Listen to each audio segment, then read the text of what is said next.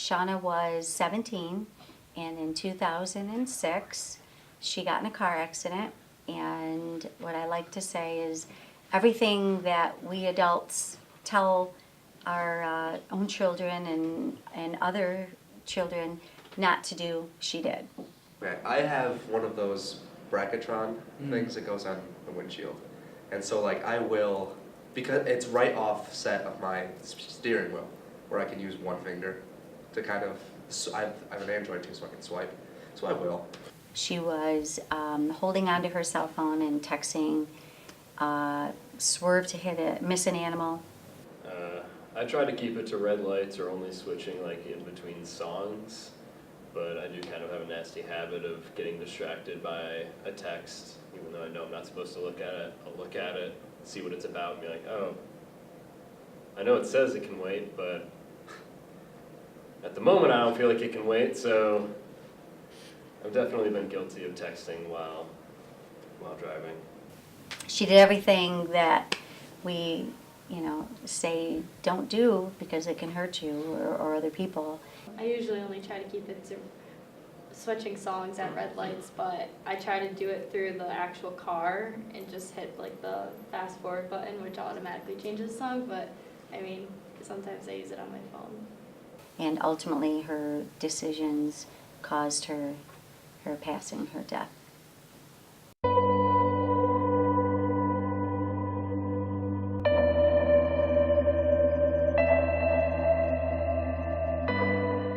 Sean is the oldest of 3 girls.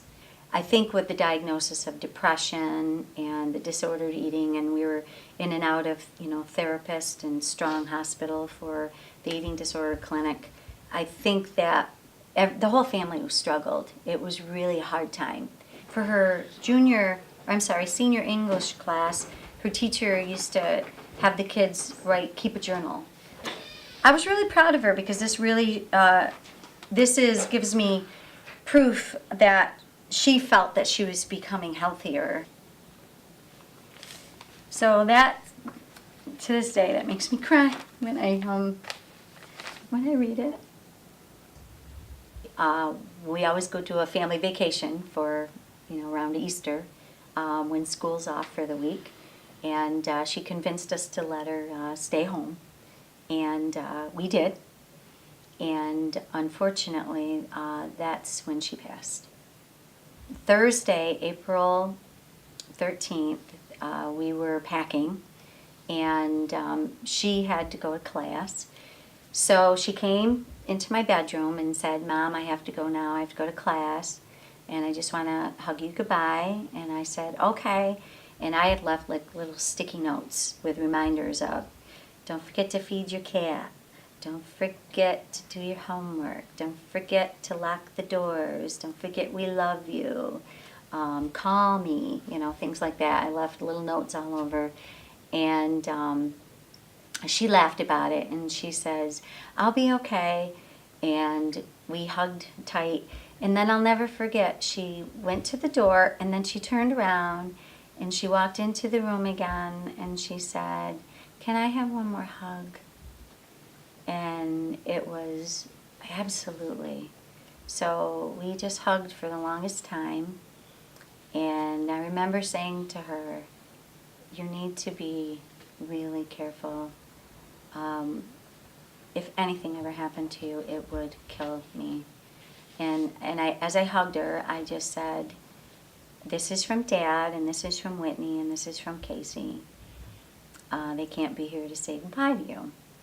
This tells a lot of the story. She was texting the exact moment that the eyewitness behind her said that she pulled real hard to the left. She wasn't speeding, it wasn't raining, and she went into the ditch, and she was not wearing a seatbelt, and she hit her head so hard that it immediately killed her. But she did get thrown around the vehicle, flipped about 6 more times before it landed on its roof. And in that time, she had been thrown out and slid and came to rest. my husband's best friend is a lieutenant in the Rochester Police Department, and he's Shauna's godfather too. So while we were coming back up in the motorhome, we called him, and I remember saying, could you just please go, I don't want her being alone in the morgue. That was just awful feeling, and you don't want your children to ever be hurt or afraid or alone. And I knew she was dead, but I just couldn't shake the feeling of her not being, I didn't want her to be alone in the morgue in the city of Rochester. And it's hard during the holidays, it's hard for the anniversary of her death. April is a really hard month. And I think I can speak for the rest of the family with this, but it's almost like the season comes and you feel really off and very sad and emotional, and the day comes and then it's gone and then we're okay again. When someone passes, it's not an event that you get over. It's not a hill that you climb up one side and come down the other, and it's not a tunnel. You don't get through it. You live differently. I hope that other families don't end up having to live like we do. I'm not saying we have a bad life. I'm just saying it would have been better if she was here.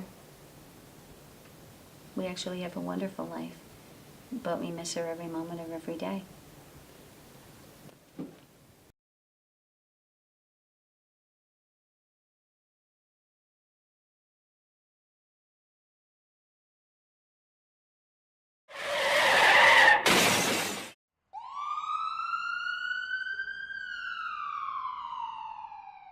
My mom does, well, she knows I've got the thing, so she knows I'm being safe about it, but like, mostly, it seems like she always texts me when I'm like halfway driving home. It's like a 2-hour drive.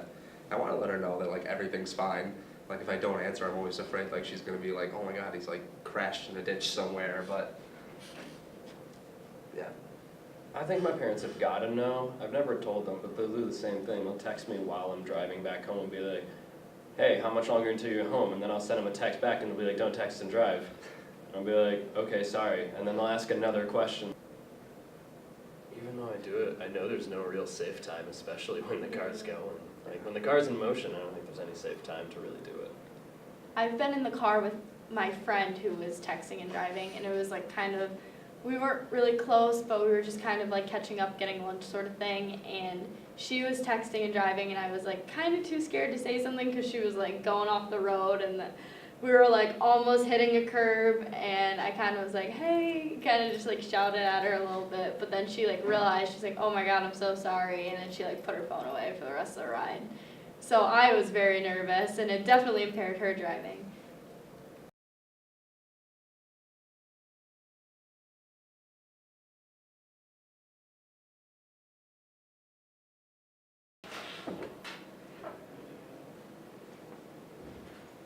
Hi, everybody. Hi, Hello. Chris. Ryan. Hi, Ryan. My name's Hi, Cole, but Brian. my daughter's more Brian. Right, Peyton, Brian. nice to meet you. Nice to meet you. Right, so, we just wanted to have you in and talk to them about texting and driving. So, and share your story a little bit with them. Okay. So, Right. Well, I have 3 daughters, and one of the hardest questions that I get asked now is, after people ask me, oh, how many children do you have? 3. Well, what do they do? How old are they? And when I have to tell them that my oldest would have been 30, but she died in a car accident due to texting and driving.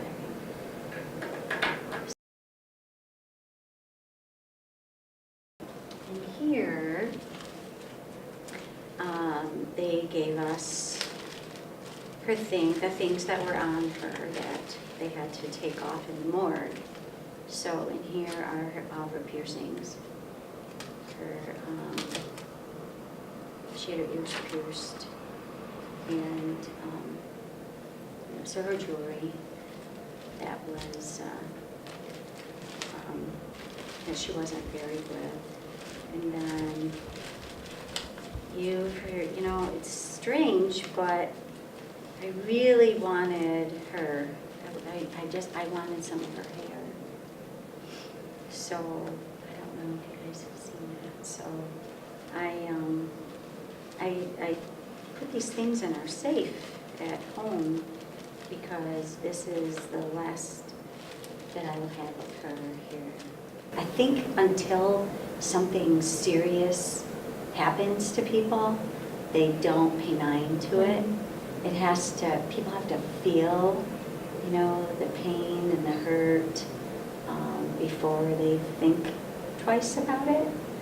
I need to tell you that to be realistic, this isn't going to stop you from texting and driving. It's not. You know why? Because it's not your sister.